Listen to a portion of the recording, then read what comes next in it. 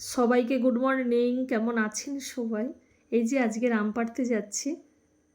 আম গাছের ডালগুলো একদম এই রাস্তার ধারে এই বেড়ার দিকে সব ঝুলে গেছে। এই আমগুলো সব পাড়বো। এই আমটা আমার আলফানসো,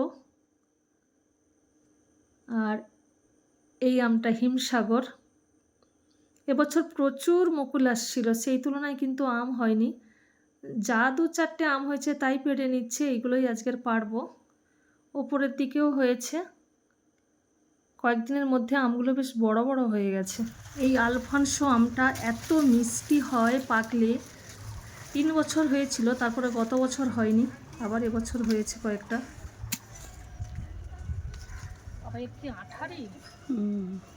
এই আমগুলো আজকে চাটনি করব। একদম রাস্তার ধারে পেড়ে নেবে না?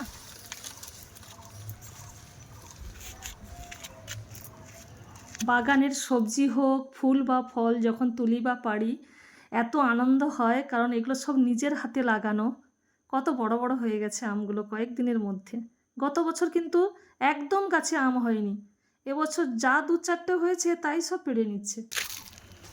এটা হাত পাবে না সীমা? তোর পাবে নাকি?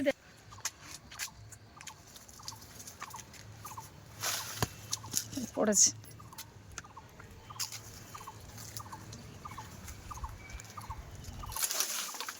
আটা বুঝবে ওই জন্য তো সরে যাচ্ছে।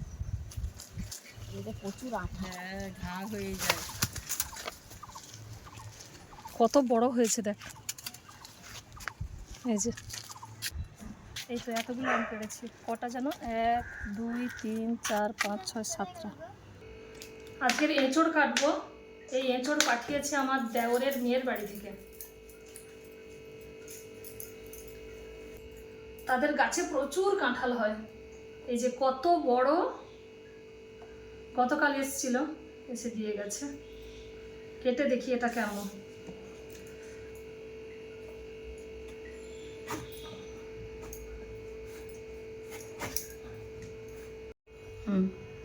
এই যে এঁচড়টা কিন্তু খুব সুন্দর।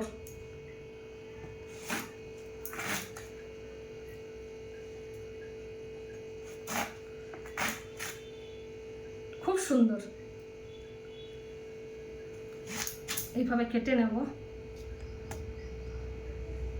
যে মাঝখানের যে এই যে শক্ত মতো, এটাকে ফেলে দিতে হবে।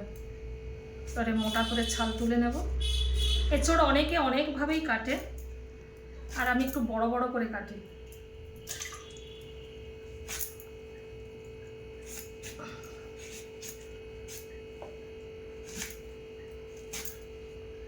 এইভাবে কেটে নেব।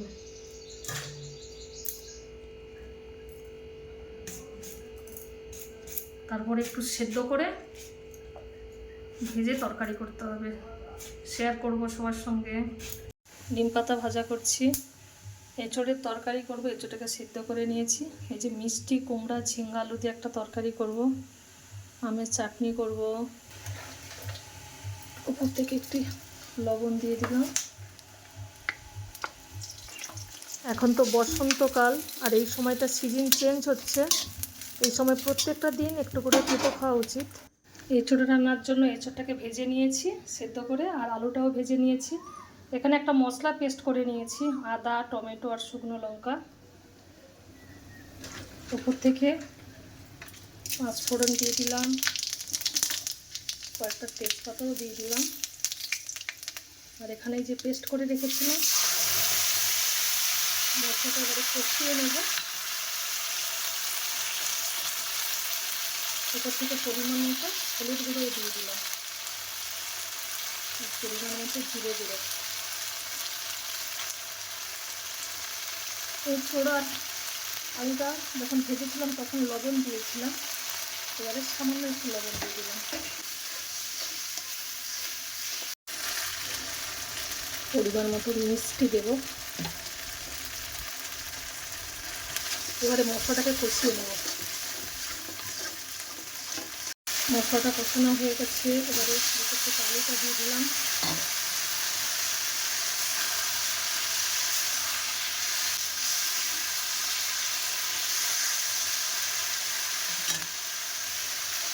এবারে এই যে ভেজে রাখা এঁচড় এটাও দিয়ে দেবো। এবারে একটা থেকে জল দিয়ে দেবো।